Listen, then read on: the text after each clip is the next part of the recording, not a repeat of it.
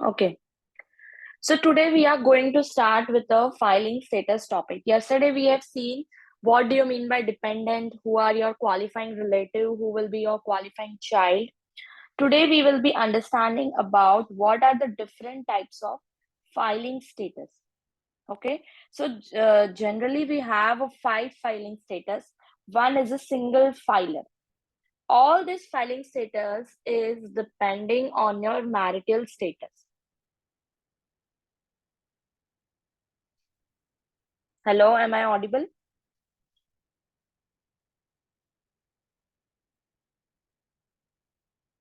Gayatri, am I audible? Yes, ma'am. Okay. So, okay, let's continue. So this filing status will depend on the marital status, whether the person was unmarried or married as on 31st of December. Okay, so for like currently who are going to appear in the upcoming this current window only, for them we will check the status on 31st December 22. But those are going to appear in the next window, for them we will be checking the status as on 31st December 23. Okay, so if a person is unmarried, they can opt for a single filing status. Second filing status is MFJ. So the person, if is married, they can go for a married filing joint return. Same way, if the person is married, but still both the taxpayer and the spouse want to file a separate return, they can opt for a MFS status. Okay. Fourth one is head of household, and the last one is qualifying surviving spouse. So in this two filing status specifically, there are a lot of criteria which we are going to understand. Specifically, we are going to see that qualifying person needs to be, claim on your tax return. What is qualifying person? This we have done yesterday. Qualifying relative or a qualifying child. Okay, but for the purpose of HOH and for the purpose of QSS, we have a little bit separate criteria which we will see. Okay, just a minute.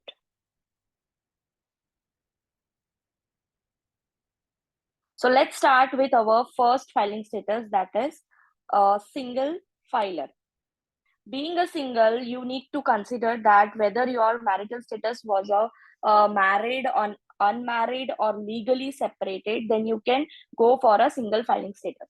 This is the simplest status which I can say. Only the taxpayer have to check that whether they are unmarried or legally separated from the spouse under the final court decree and not qualify for any other status. Okay, next is head of household. A lot of criterias are there in this topic, head of household. So make sure, yesterday I mentioned that please come with a pen and paper when you sit in the lecture, so that along with the class only you note down the bullet points. Okay, so next is head of household. What do you mean by head of household? A person who will fulfill all these criteria. 3 criterias are there. If they fulfill the 3 criterias, they can claim the filing status as head of household. Okay, and in case of head of household, what will happen? They'll get a higher benefit as compared to single or MFS. Right? If you are unmarried, yes, you can go for a single filing status. If you are married but you want to file a separate return, you can go for MFS. But still, like if you're unmarried, you have one more option. Everyone, please mute yourself. Who is Vivo phone? Please mute yourself. Yeah.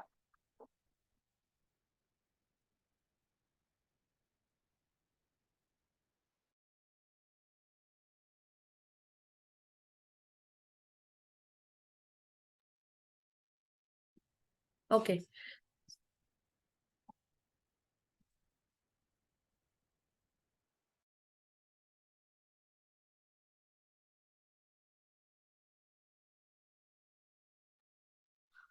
Am I audible, guys?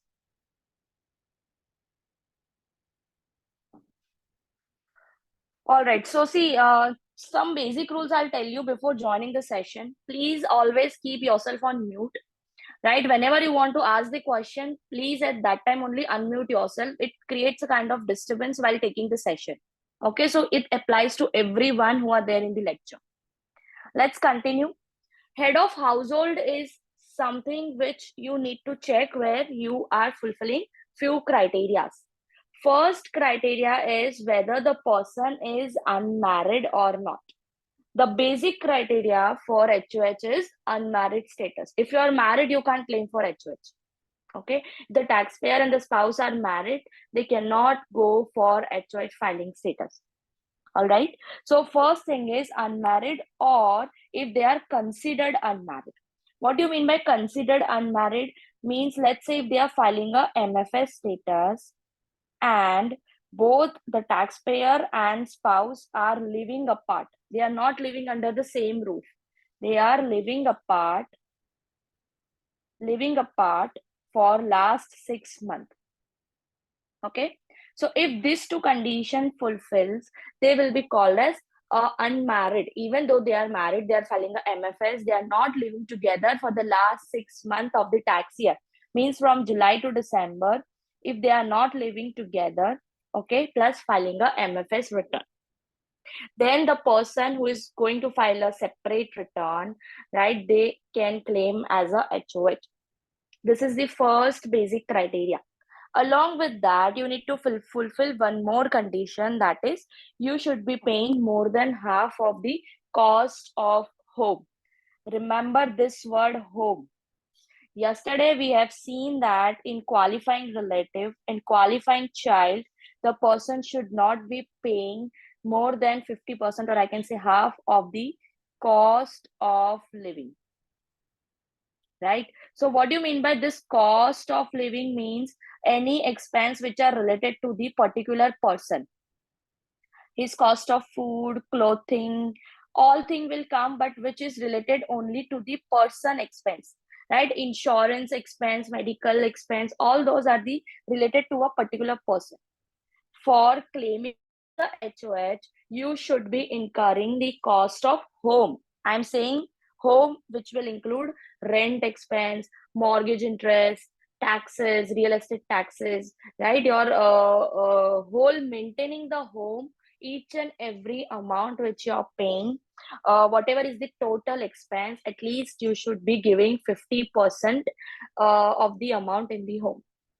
Okay, so I'll just show you one thing, like what all things will be there. You will be given this material claim book. Okay, so let me first explain the types of expense which will be claimed in HOH. Just a minute.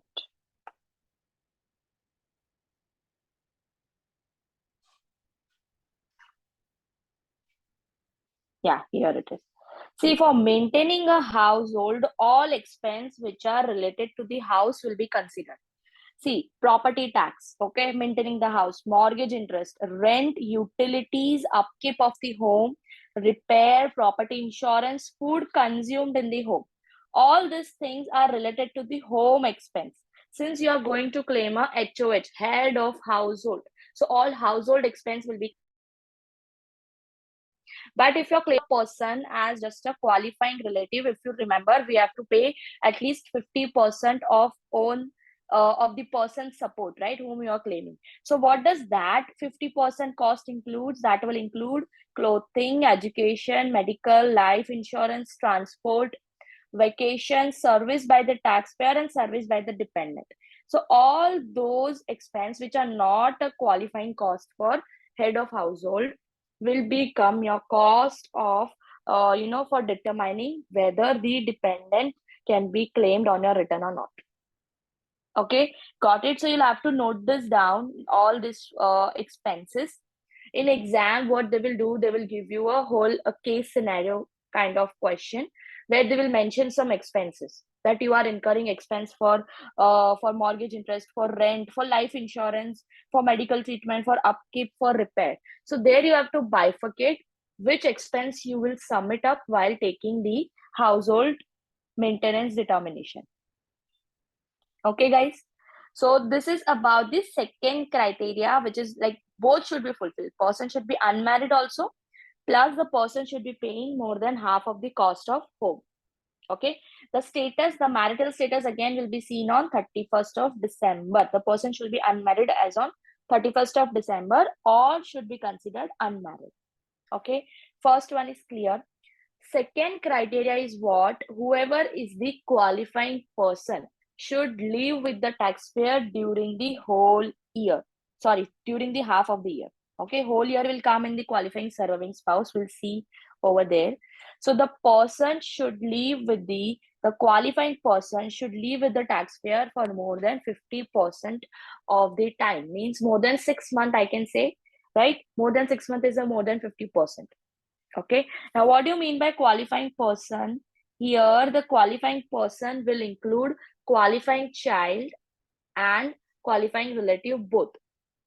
But there is one exception. Yesterday, we have seen in qualifying relative, we have two criteria.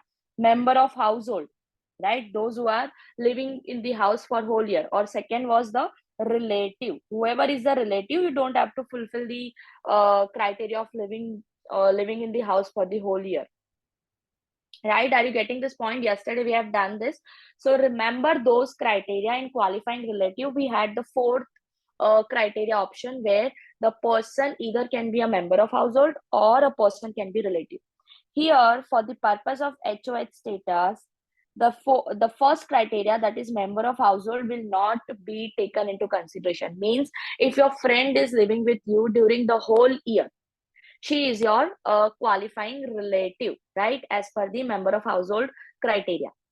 But she is not your relative. Means she's not your sister, not your sister-in-law, right? Not anyone else who is related to you by a family tree, I can say. Then in that case, based on her, you cannot claim a HOH status. Got it, guys? This differentiation, everyone is understanding what I'm trying to say. That in case of HOH, qualifying person status will be checked. Now, qualifying person will be the same which we saw yesterday, qualifying child and qualifying relative. Qualifying relative, only the exception is member of household will not be considered while checking the filing status. Okay. Now, the person should be living with the taxpayer for at least half of the year. For this half of the year, the living criteria, there is one exception, that is mother and father. If mother and father are not living with the taxpayer, let's say mother and father are living totally in a different state or in a different country, then also you can claim your mother and father. Means only parents, I'm talking about only parents, right? They can be claimed as a qualifying person for the purpose of HOH status. Got it, guys? So now there is one more exception to the living criteria. See, first was what? The filing status and unmarried and, incurring the cost for the home. Second criteria was the residency status. We call it in US taxation as residency, means whether the person is residing in the same home or not. Okay. The exception to the second point, one more we have is the custodial parent. Okay. What do you mean by custodial parent? See, let's say a taxpayer is there and a spouse is there. Both are filing MFS, both are not staying together, but their divorce decree is not yet final. So still they can be called as a married, right? Unless and until the divorce decree is not final, they don't sign it, they will not be called as, separated. So still the status is what? MFS. Now let's say they have one child, qualifying child, which is living with the spouse. Okay, let's say living with the spouse, all the expenses incurred by the taxpayer. Okay, so the taxpayer is paying all the child support and everything. Okay, so here in this case, the taxpayer can claim this child, right, qualifying child, as a dependent on their return. But spouse will be called as a custodial parent. Whoever is having the custody of the qualifying child will be called as custodial parent. So in case of HOH, what will happen? Everyone gets confused at that time that expenses are paid by the taxpayer. but the child is living with the spouse. So whether the taxpayer should claim HOH or the spouse should claim the HOH. Here in this case, what IRS has mentioned an exception, even though the taxpayer is incurring the expense, we will check that who is having the custody of the child, means who with whom the child is living for the whole year. Okay, so what we are going to see is the custodial parent will be claiming a child as a qualifying person for the purpose of HOH status, even if the other parent claims the child as a dependent for other benefit. Means we'll see in the upcoming chapters, like we tomorrow will start with the child tax credit, where if a taxpayer is incurring the expense, he can claim this person as a dependent on the 1040 return, just and also claim the child tax credit and other credits or deductions which are related to the child. So if he's claiming the child, that doesn't matter, that will not give him the right to get a HOH status. We are going to check only one thing, that is who is having the custody of the child, okay, with whom the child is living. Got it, guys? Any question till now? If you have any question, please let me know, or you can just raise your hand like from this reaction box, or you can mention in the chat box. Okay, so I think it is right now, till now we are going good, we are going clearly. Okay, so next is second criteria is clear, qualifying person. Third criteria is relationship test. Means, as I mentioned, if your friend is living with you, she is not going to qualify, she will not be called as a qualifying person. See, there are three definitions we have done till now. Qualifying relative we did, qualifying child we did, and third one is qualifying person. Who is qualifying person? Qualifying child will come as it is. Qualifying relative will come only if they meet the relationship test. Okay, so remember, for the purpose of HOH, you should be only a qualifying person. Qualifying relative, whole criteria will not be considered. Okay, so those who have missed yesterday's session, don't worry, we will be providing you the recorded session. And those who have not received the recorded session, please ping me in personal. Okay, so some people might not be added in the group, so please ping me in person so that I can provide you the recorded session of yesterday. Okay, so see, second one is what? Second example we'll see. This example I have already explained you. Second example, let's see that. Unmarried son lived with you all year. Okay, unmarried he is. So what is the age criteria? If his age is less than 19, we are going to directly consider him as a qualifying child. But his age is 25 years old at the end of the year. So can I say he is not your qualifying child, but we will check the criteria for qualifying relative. Let's read ahead.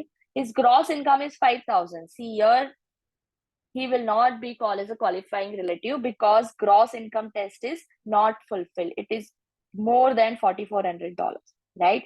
But he didn't provide more than half of his own support. That doesn't matter. Gross income test is not fulfilled, right? That due to that, you will not be called as a qualifying relative. Got it? And that's why he doesn't meet the test of qualifying child of anyone else, because he doesn't meet the age test, and your son isn't your qualifying child. Got it? So qualifying child test is not fulfilled because it doesn't meet the gross income test. He is not your qualifying relative. So he is also not your qualifying relative. And due to this, as a result, he isn't a qualifying person for a HOH purpose. Got it, guys? Means to check whether the person is a qualifying person, you have to check whether he's fulfilling all the criteria, either for qualifying relative or for a qualifying child. Okay, so here the person, even though he is your own child, even though he is age 25 years, he will not fulfill qualifying relative criteria because of gross income test, due to which he will not be called as your qualifying relative or a qualifying child. And on the other hand, due to this reason, qualifying person criteria is not fulfilled, and hence you cannot claim a HOH status based on this person. Okay, for filing HOH, you should at least have one qualifying person. That is what the criteria is. All right, so this is about HOH status. Now, in HOH, if you have seen custodial parent, as I mentioned, here the whole detail is given. What it is mentioning, the taxpayer and the spouse. Okay, if they both agree that spouse is going to keep the custody and the taxpayer is going to claim all the credits, deductions, and all. So they both will have to file a declaration, that is Form 8332. Again, form numbers are not important, but if you can remember, since you have so much time for appearing in exam, right? So you can easily remember some easy form numbers and important form number sections. I'll let you know that this thing you need to remember. Important limits, I'll let you know which you need to remember. Okay, so this both people, taxpayer and the spouse, will have to file a form 8332. That is, they are agreeing that the person, he or she, won't be claiming the child as a dependent for the year. Means other person can claim as a dependent. Means the taxpayer can claim. See, spouse is having the whole custody. The taxpayer is not having the custody. Taxpayer is just paying the expenses, right? So maybe after 6 months, 7 months, let's say year ends, they should not get into any conflict. So initially only they both are going to file this 8332 form, that taxpayer will be claiming the person as a dependent, and like taxpayer is called as non-custodial parent. Okay, and the non-custodial parent attach this return declaration to his or her return. He will attach this declaration to the return that I am claiming the child as a dependent even if he is not in my custody. Okay, got it, guys? And due to that, he will be able to take a child tax credit or any child related credit for which he is incurring the expenses. All right, now if we'll see this in the credits chapter. When you claim the credit, now the child tax credit, any child related credit or any refundable credit, okay, there will be refundable, non-refundable credit.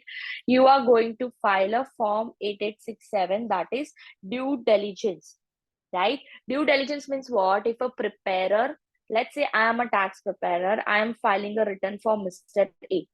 Okay, now Mr. A is going to provide me all the details. That look, Mr. Preparer, I have incurred this much expense for my child education, for their for the care, for the day-to-day care, like all those expenses he will provide to the preparer. Now what the preparer will do, preparer will just take those expenses in the tax return.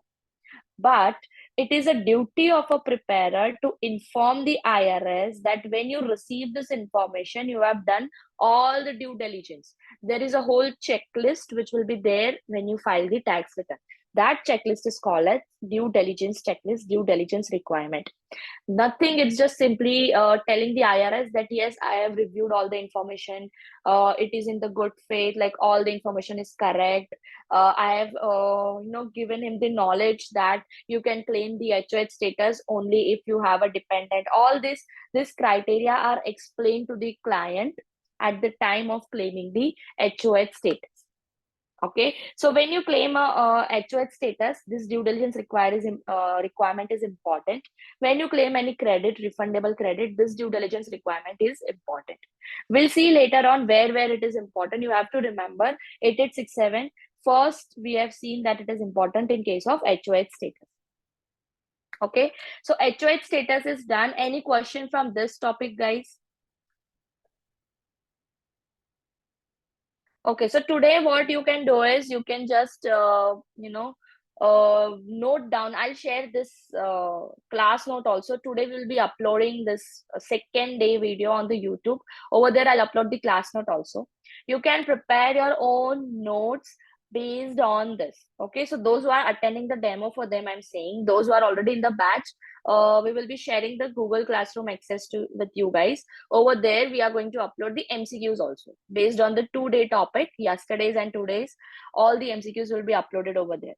Okay, so you prepare for your own notes, create the bullet points, solve the MCQs which are uploaded over there based on the topic. See, we are going to do topic wise only. Okay, so Gopal, actually I will be referring Gliem book also after this, because in Gliem book very difficult language is mentioned. But once you understand the bullet points from this notes, you can easily walk through the Gliem book and it will be easy to understand. Okay, so we'll do that in the last 10 to 15 minutes. First, let's understand whole concept. Okay. All right. So let's move to the next is MFJ. MFJ is very simple. I don't need to explain much in this topic. MFJ is something where the taxpayer and the spouse, if both are married, and the marital status you'll have to check on 31st December. See, sometime it will happen that the taxpayer and spouse are married on 30th of June, for example, and on 1st of December they got a divorce, and the divorce agreement is still in process. When it becomes final, right, the agreement becomes final, then only on that day, from that day, your status can be changed to a single. Okay, but let's say still the status is not yet final. The status of divorce agreement will be final on 5th of Jan. So can I say as of 31st December the divorce agreement is not final, so on 31st December you will be considered as a married. But if you wish to file a separate return, you can go for MFS. Okay, so this is what the case is. MFS is simply the situation where the taxpayer and the spouse agrees to file a separate return. It doesn't mean that they are having the conflict, that's why they are filing a separate. It might be possible that both are having a advantageous position if they file a MFS. So in that situation also they can go for MFS. Only at the time of divorce or decree, at that time it's not possible to just at that time only you file a MFS or single. Okay, it might be possible. This is a part of tax planning, in normal practical life. Usually when a client comes to you and provides you all the details of income, expense and everything, and there are a lot of incomes in taxpayers tax return. Let's say there is almost 50 lakh dollars of income in the taxpayer and the spouse is not earning at all. Spouse is just a housewife, she's not earning at all. Why should she bear the taxes if they are only one person is on it? So if that is a situation, they can go for MFS. But if both are in a good terms, they can file a MFJ status, right? MFJ filing status and get the highest benefit. We'll see that filing requirement. Maybe tomorrow we'll understand what are the slab rates, what are the standard deductions you are going to get, right? Each and every filing status have a different standard deduction limit. Also, if you're claiming a dependent on your tax return, there is a different calculation, additional standard deduction, which you can get based on the dependent. That we'll see later on. First, let's stick to this topic and complete it. MFJ is something where you're going to file a joint return. Okay, but remember one thing, both are responsible jointly and individually for the tax and interest or penalty which will be due. Okay, even if only one taxpayer is earning, both will be jointly and severally responsible. While different accounting methods are allowable, means they can go for one can use cash method, one can use accrual method. Okay, means what will happen, whatever, as and when they receive the income, they will record it as a cash, right? But in accrual method, as and when the income is accrued, you have not yet received, you will be receiving in the, let's say, next year in the month of January, still in the same year you'll have to include it in your tax return. In practical life, this doesn't happen. If you're filing a MFJ, both usually follows the same method, but this is one option that they can get. Second thing is they can follow different methods, but they cannot follow different accounting period. Means if the person is following Jan to December, they have to follow Jan to December only. Both have to follow the same period. It should not happen the taxpayer is following Jan to December and spouse is following June to July. No, July to June, sorry. So it's not possible in case of MFJ. Both should have a consistent accounting method. Okay, accounting period, accounting method can be different. Okay, there can be one MCQ based on this accounting period and accounting method. Remember like this. Okay, now all combined income and allowable expense must be reported. Both the taxpayer's income and the spouse income will be reported on the same form 1040 with the MFJ status. Okay, they may file a joint return even one spouse has no income or deduction. That is also fine. But when a court decree of annulment reverses a marriage, right? Let's say they were filing a MFJ. They have filed a MFJ for 2022. Now in 2023, they are getting a divorce, right? And the marriage is reversed. Reversed means what? They are getting divorced. They are getting separated.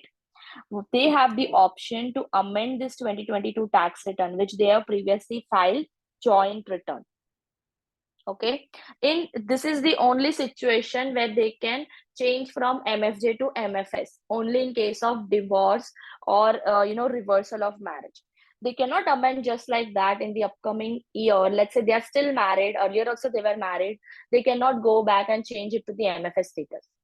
The only exception is if they enter into a divorce agreement, then only they can enter, then only they can reverse, they can amend their MFJ to MFS. Okay, now the last one is, let's say if one spouse is a non-resident and other is a resident, still they can file a MFJ return together. But instead of SSN, everyone is aware about this word, I hope. SSN is what? Identification number. Social security number, which will be used to identify them as the taxpayers on the return. So spouse and the taxpayer's identification number is there. Now let's say the spouse is a non-resident. If a person is a non-resident, that person will not have any SSN number, but she can go for a IT, individual taxpayer's identification number. Okay, if she uses an ITIN number and she wants to file with the taxpayer as a MFJ, she can file a return as a joint return. Okay, but remember remember this point. We'll have some more discussion on this topic later on in upcoming topics, like in credits or somewhere. If a person is filing MFJ with the spouse as a non-resident, there are some exceptions which will come over there. Okay, so just remember this thing. MFJ is clear, everyone. Any doubt in this? It's very simple. If the marital status on 31st December is married, you will file a MFJ. If it is unmarried, right? But the divorce decree, you have to check. What is the final date of divorce decree? In exam, they will twist the question based on the final date of divorce decree. They'll give you that the divorce is in process. But if a spouse doesn't have a ITIN, she cannot file a return as a MFJ with the taxpayer. She will have to take a ITIN, because on the tax return on 1040 returns, she need to identify something. She need to mention over here as her identity number. Okay, just like in India, we have PAN number. While filing the return, we have PAN. Over there, SSN number is the common number which will be used for filing return. She have to take the ITIN number, okay, for filing the return. So this is what about MFJ. Now let's first understand about QSS. MFS is very simple. We'll come to that point at the last. First, let's understand QSS, because this thing you can link easily with the HOH status. Most of the criteria are same as we have seen in HOH status, head of household. Okay. In case of a widower, right, the person whose husband, or if a person's wife has died during the year, at the end of the year, if she doesn't remarry to someone else, so can I say she will be called as a widower? And if she's a widower plus having a dependent, we'll see here again the dependent definition has changed.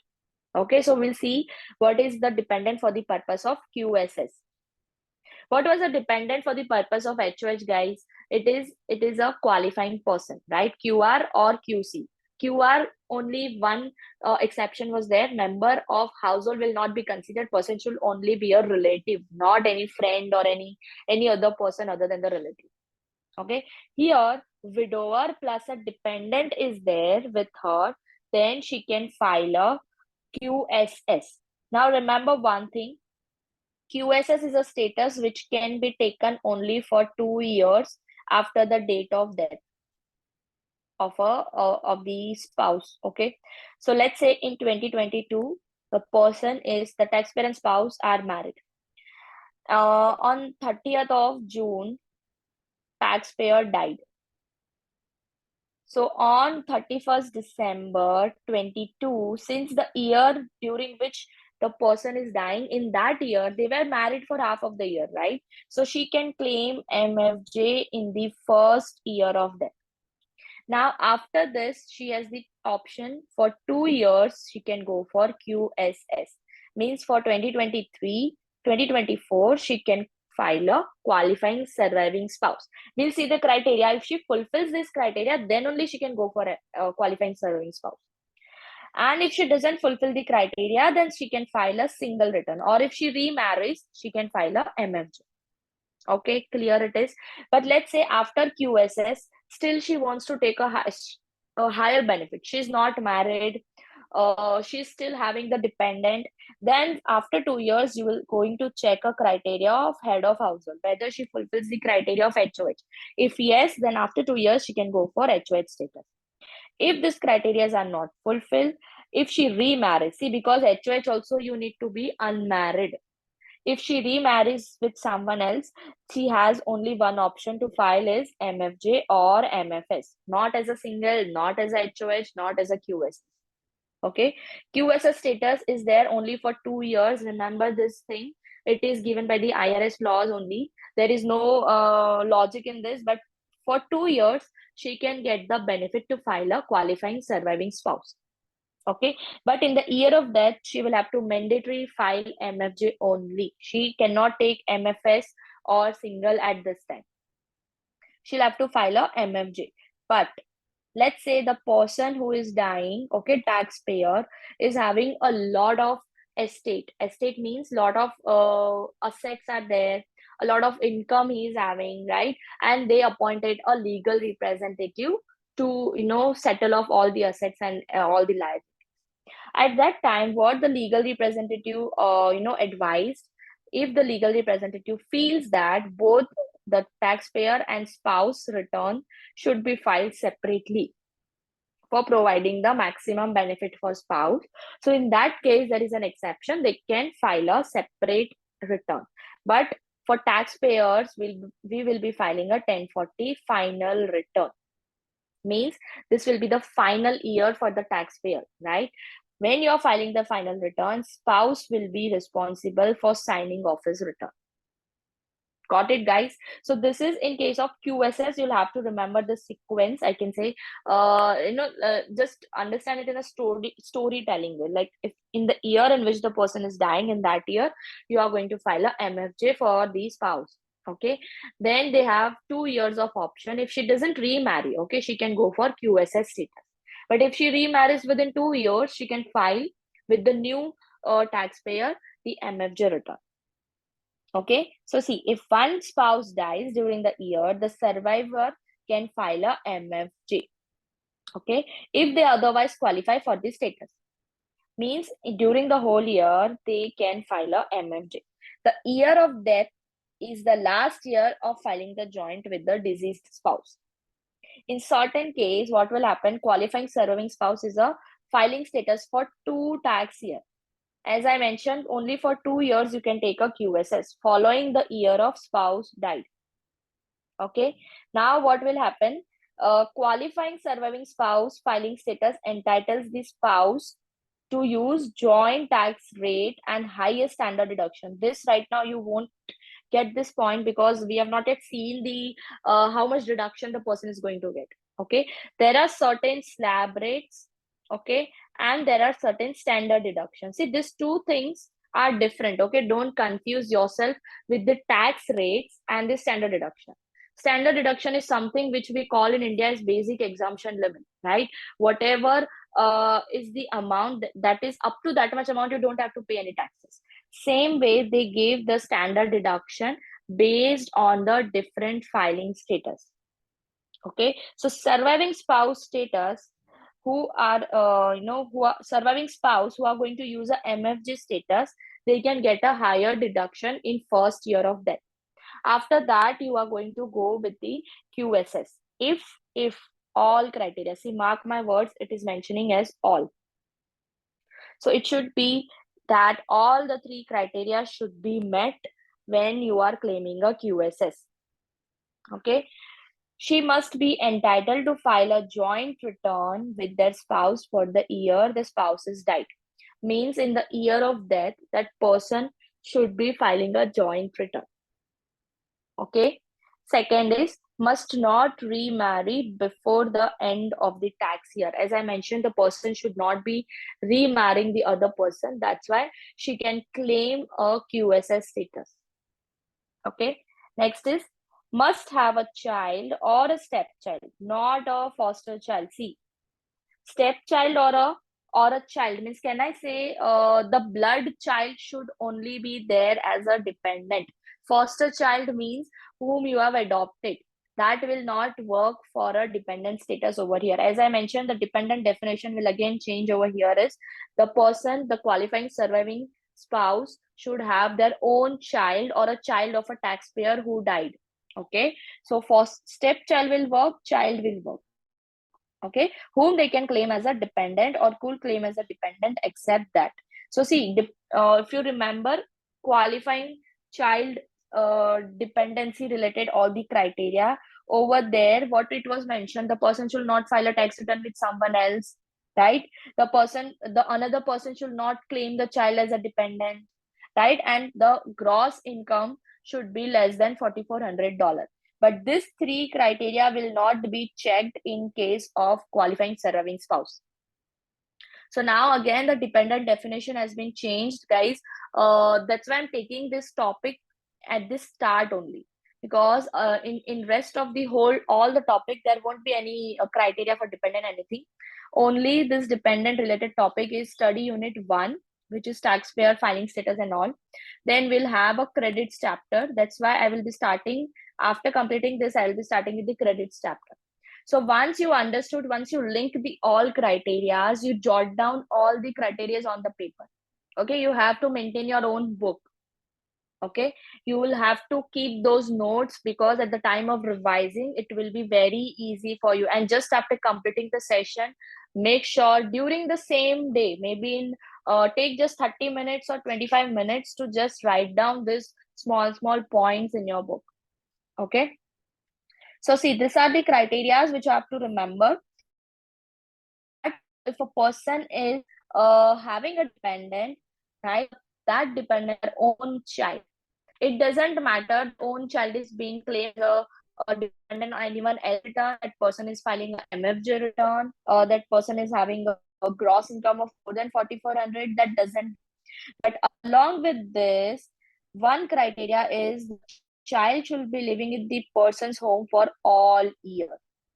See, here all year is mentioned except for temporary absence, means for education, for medical related illness. Guys, can you hear? Am I audible now, guys? I think there is some internet issue. Yeah. So remember this thing in this I can say HOH status. We have seen the qualifying person will be living for half of the year, more than half of the tax year. Here the criteria is full year.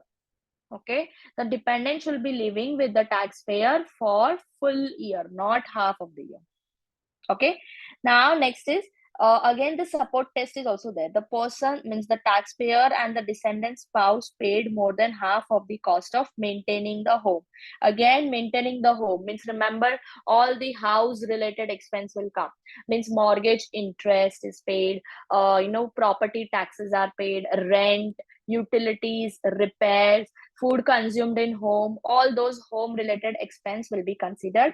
And let's say during the whole year, both the taxpayer and the spouse have paid let's say 100,000. Okay, for example. Okay, during the whole year they have paid $100,000. Okay, and the expense for maintaining the home is also 100,000. So can I say they have paid the full expense, or at least more than half of the total expense? Okay, got it, guys? Now here is one example. You can see Jane files a joint return the year husband dies. Okay, in the year in which the husband dies is, let's say, 2021. So in 21 she will be filing a MFG. If a son meets the requirement discussed above, means this criteria, right? She can choose a qualifying surviving spouse as her filing status for 2 years. 2022 and 23, she can file as a QSS, and later on, she can shift for either HOH or as a single. Got it, guys? This is about QSS. Any question in this topic, QSS?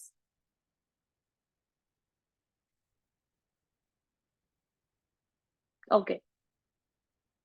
So everyone else is understanding now what I'm trying to teach. Is it's not like that I'm only imparting the training and you're not able to understand. Please let me know any topic which you're not able to get the point, not able to understand. See, we will try to complete as much as possible in the class only. So after completion of the class, you just need to solve MCQs, which will be uploading. Okay, and just create your own bullet points and directly jump on the MCQs. All right. Last one is MFS. MFS is very simple.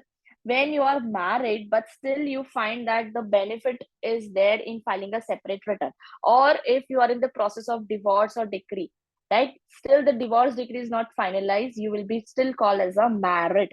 So you can go for a MFS status.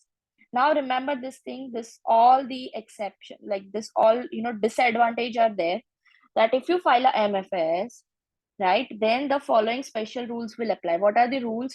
You cannot claim a credit for child and dependent care expense. In most case, the income exclusion limit under an employer dependent care assistance program will be 2500. Here actually 2 points are mentioned together. See, you cannot go for child and other dependent credit. I'm not talking about child tax credit. No credit for child and dependent care expense. Child and dependency. For child related, tomorrow we are going to anyway see the child tax credits and all child related. We have child tax credit, we have child and dependent care credit.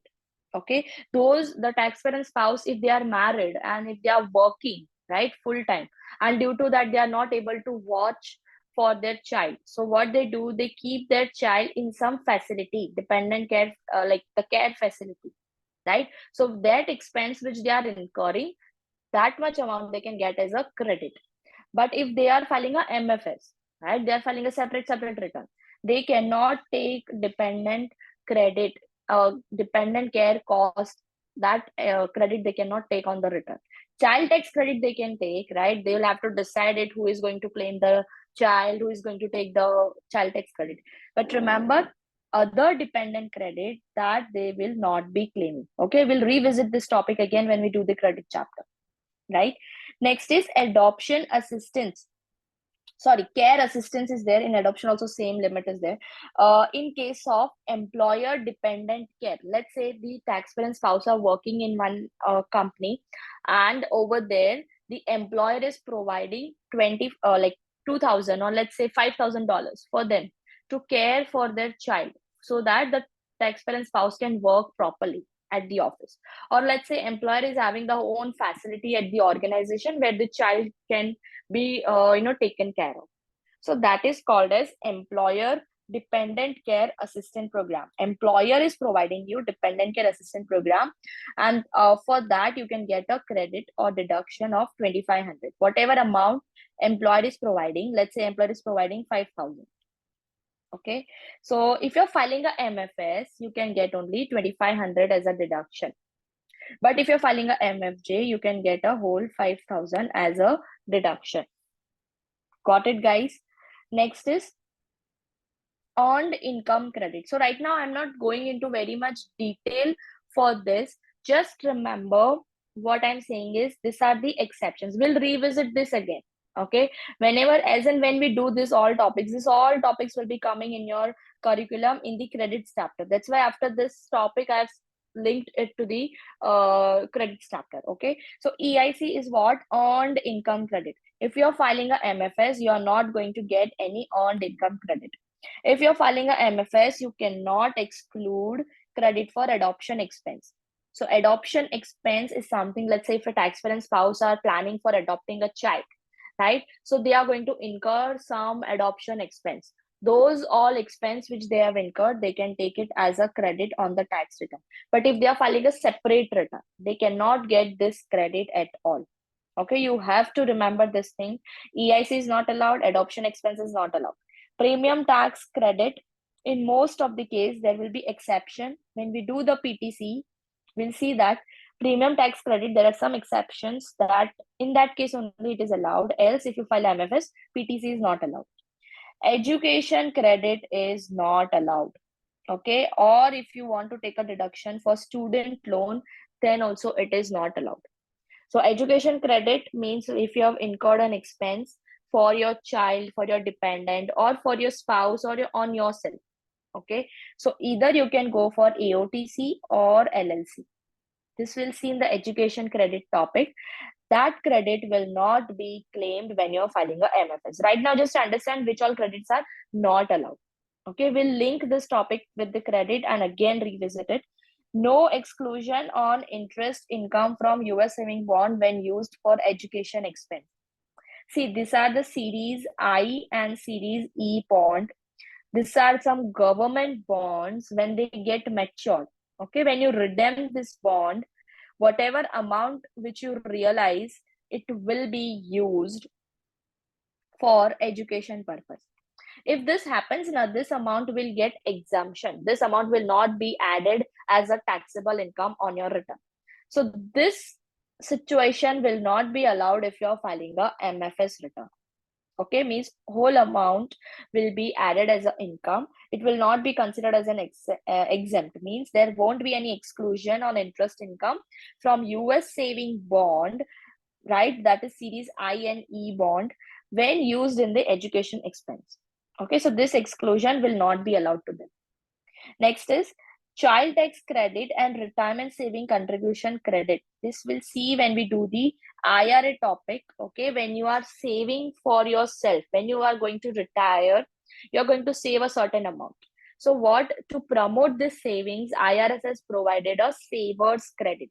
Okay, savers credit, as the name suggests, when you save some retirement amount, you get so many benefits. You get 3 benefits, in fact.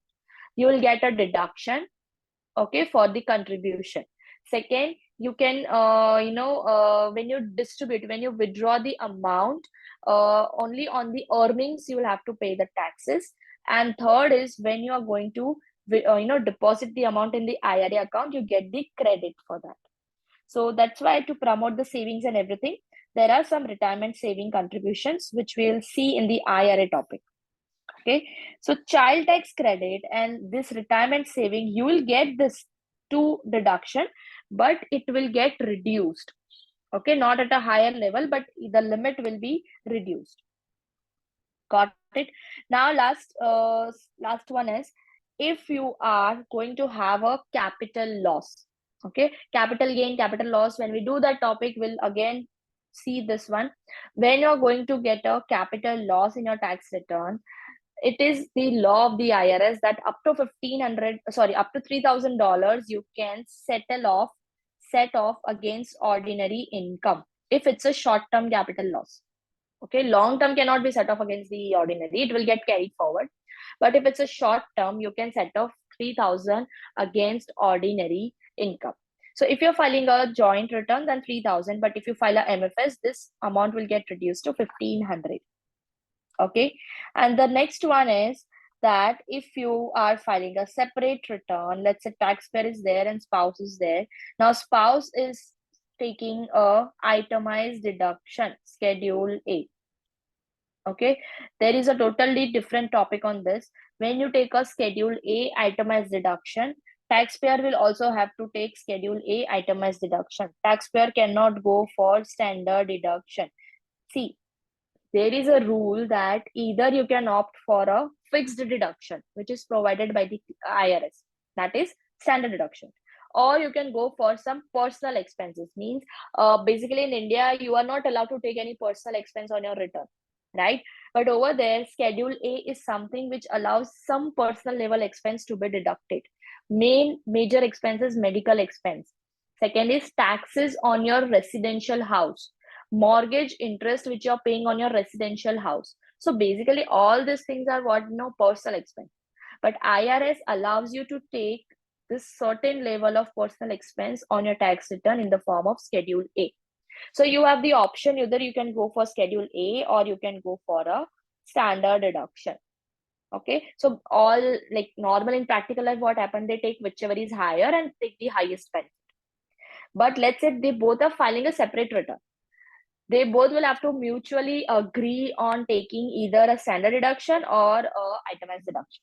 Based on that, the return will be filed. Okay.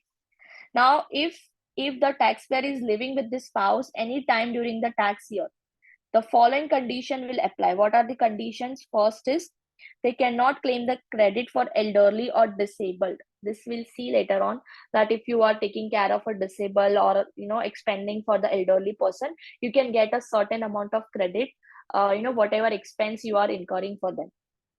Must include income more of social security benefit. See, SSB is something which you receive after the retirement. Okay, or if you start receiving a social security benefit at certain age, there is an option given by the IRS. 0% will be taxable, or 50% will be taxable, or 85% will be taxable. This 3% depends on the provisional income. There is a whole different calculation we'll see when we do the SSB topic. This we are going to take along with the IRA topic. So all the retirement related topics will be covered together. Okay. So that time, what the IRS says, that if you are living together, still you're filing a separate return, right? Then you don't have to check what is your provisional income and do all calculation. Straight away, take whatever SSB you're receiving, straight away, charge 85% to the taxable income. Okay. And this two exception, you have to remember, they might twist this two lines, these two topics, these two criteria for MFS topic. See, when studying, I will be telling you what all important things are there. You have to remember by heart. Like, anyway, there's no chance to leave those things aside. You have to remember those things. Okay. Now, if you are married and you and your spouse can file a joint or a separate return, you should figure out your tax both ways. Means this is a kind of a tax planning. You can first prepare your tax return as per MFJ, second prepare it as per MFS, and then compare it. What is most beneficial? Okay. This way you file that result into the lowest combined. Got it, guys? So this was about the filing status. We have done all the 5 type of filing status: single, HOH, right? MFJ, MFS, and last one was QSS. Okay. Now let me come to the book. What will be our teaching technique? That I'll just let you know is, first I'll be teaching everything from the class notes. That will give you a conceptual clarity. Then we'll just quickly refer the Gliem book. Okay. This we will be providing you for the regular reading. So this we have already done, that is filing status. That first is MFJ. In MFJ, we have already seen that who can file a tax return. 2 individuals who are treated legally married can file a MFJ return. Okay. A joint return is not allowed if one spouse was a non-resident. But how they can take is, they can take a ITIN number and file it. Let's say they are not having a ITIN number. If one spouse files separately, they'll have, if they are not having ITIN number, both can file a separate return. In that case, all the MFS rules will apply over there.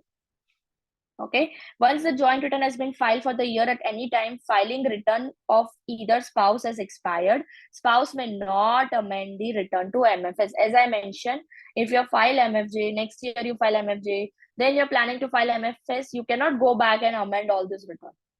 There is only one exception, that if you're going to take a divorce over here, you can amend only the previous year's return to MFS. Okay.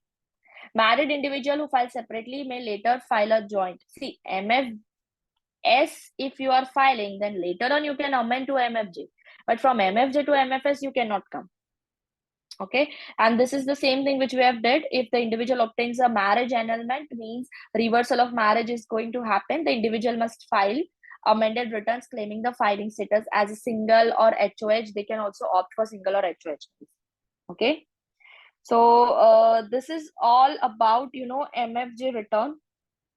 This topic is left injured spouse and innocent spouse relief. Okay, this we'll do tomorrow when we first start the session. First, we'll complete this too. We'll see the slab rates, what are the filing requirements, right? And some unearned related tax which we can take on the dependents when claiming the dependent. MFS also we have done. Then we have done qualifying surviving spouse. All the criterias which you can see are same over here. All the criterias are same, but this over here in a very detailed language they have mentioned. But you can, first understand the concept from the class note, come to the Gliem book, read the whole Gliem book, make your own bullet points, right? And then jump to the MCQs and complete the whole topic on the same day. If you have time, then that's fine. Or else you will be having a weekend. During the whole weekend, you can complete whatever chapters we are going to cover. Then we have a head of household, right? Head of household, what is the household cost maintenance, qualifying person, and the time, right? Over here, the who can be a qualifying person, it is mentioned over here. Okay, this we have already done. Then for single, we have seen who can be a single filer, right? This one, from this one, it is left. From here, it is left. What is standard deduction? We'll see. What is additional standard deduction you can get, right? What are the filing requirements? And what are the, this for dependents? Yeah. This we have seen yesterday. 1.4 topic is already done. What do you mean by qualifying child? What do you mean by qualifying relative?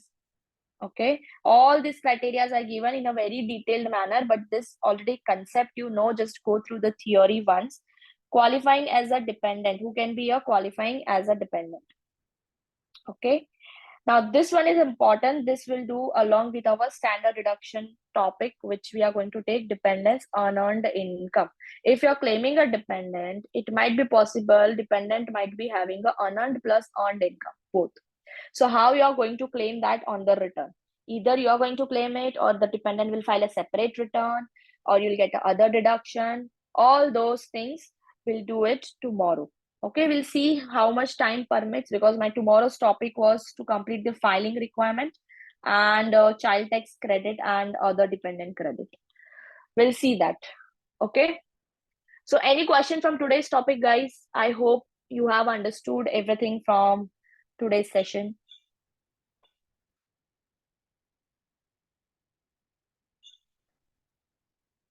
Okay, so yes, Gopal. Let me unmute you so that you can ask the question.